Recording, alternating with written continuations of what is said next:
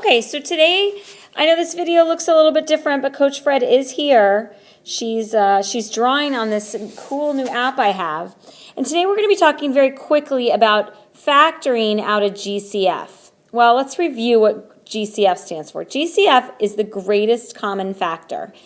And from pre-algebra, I hope you remember that your greatest common factor is the greatest number that goes into both of the numbers, or a pair of numbers, or even more than a pair. 5 numbers can have a greatest common factor. Variables also can be part of a greatest common factor, and that's what we're going to be talking about more today. But let's just review if you understand greatest common factor. If I asked you to find the GCF between 20 and 4, I'm hoping that you see that the GCF is 4. That's the largest number that goes into both of them. Now, yes, they do have a common factor of a 2, but 2 isn't the greatest, so we have to be very careful and make sure we're getting the greatest each time. All right, the greatest common factor between 12 and 4, again, would be 4. I'm redundant here. Largest number, greatest number that goes into both terms. All right, 60 and 40. Well, I know a lot of you probably are recognizing right off the bat that 10 goes into both of them, but we still have to go farther than that. They do have a greatest common factor of 20.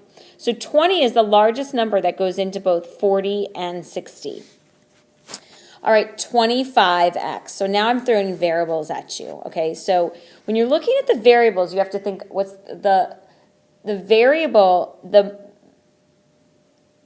if you have to find the variable to the exponent, to the common exponent. So looking at 25 and 15, the first thing that I'm going to do is I'm going to find the greatest common factor of the numbers, 12 and of 15. So hopefully you see that their greatest common factor would be 5, okay? Then looking at the x term, they both have an x in them, so the greatest number that goes into both of them, the greatest variable, would be x. So the GCF for 25x and 15x would be 5x. Okay? Looking at 24y squared and 12y. Again, we're going to look at the numbers first, and I see that 24 and 12, their GCF would be 12. Now we look at the y's. Okay, so now I'm going to look at the y's. I've got a y squared and a y cubed.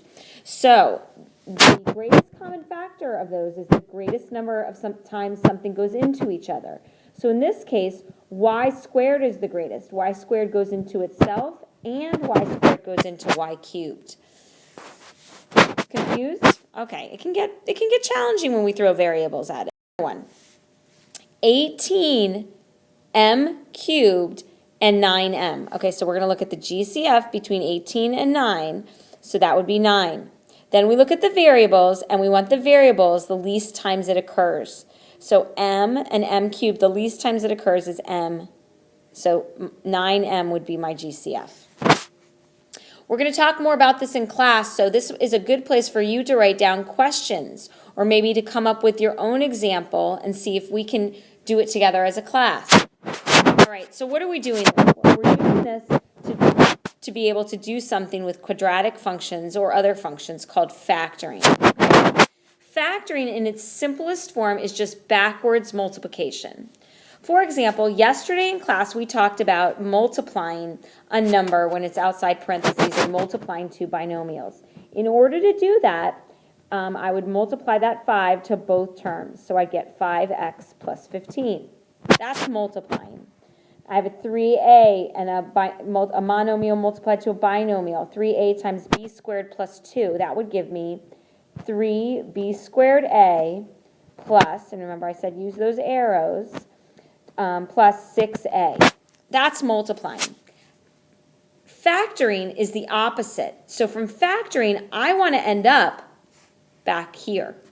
So I first look for the GCF between both of the terms. So I'm going to look at 5x and 15 and determine that their GCF is 5. So I pull the 5 out to the front, and I ask myself what I'm left with. So if I pull a 5 out of 5x, I'm going to be left with x. If I pull a 5 out of 15, I'm going to be left with 3. So 5x plus 3 would be factored. I just factored by pulling out the GCF. Another way to factor that would have been to take the GCF and just divide the number, divide it by that number. Because sometimes that might be easier for you to see that 15 divided by 5 is then 3. So you'd be left with x plus 3. All right, let's go on to the next one. 3ab squared plus 6a. Well, GCF is 3a because they both have an a in them. Now, neither one have a b, so it can't be part of the GCF. So I'm going to try that method. I'm going to divide by both of them. Make sure that the GCF is in the front. 3a over 3a is going to leave me with that b squared. 6a divided by 3a is going to leave me with 2. And that might be the best way for you to see how you take out the GCF. Remember, if I multiply, I should go right back to where I started. Okay? All right, let's look at a harder example. Okay, so when we've done that, we say we have factored out the GCF. What does GCF stand for? You all know now, greatest common factor. Sorry, this doesn't let me spell so good. I'm still here and I'm still smiling. So anytime I should ask you to factor a polynomial, step one will always be to factor out the GCF. Always factor out GCF. I'm going to stop on these last two examples. So first, we're going to find the GCF. The GCF of 3x squared and 3, the GCF is 3. So I'm going to put that outside, and I know that my inside the parentheses is going to be a binomial, meaning two terms, because there are two terms given. All right, so if I divide 3x, I divide each term by 3, I'm going to be left with x squared plus 1. All right, a little bit of a harder example. 5y to the fourth minus 20y cubed. My GCF is 5y cubed, okay? Variable, remember, it's the least number of times that that exponent occurs to that variable. So I'm going to write my GCF on the outside. I know that my inner term is going to be a binomial because there are two terms that I started with. So I'm going to divide both sides by 5y cubed. And I'm going to get y minus 4. Remember, if I were to multiply, I'd end up right back where I started. So hopefully this is just an introduction for you. Tomorrow we're going to go over this in depth and practice it a good bit, okay? So see you tomorrow.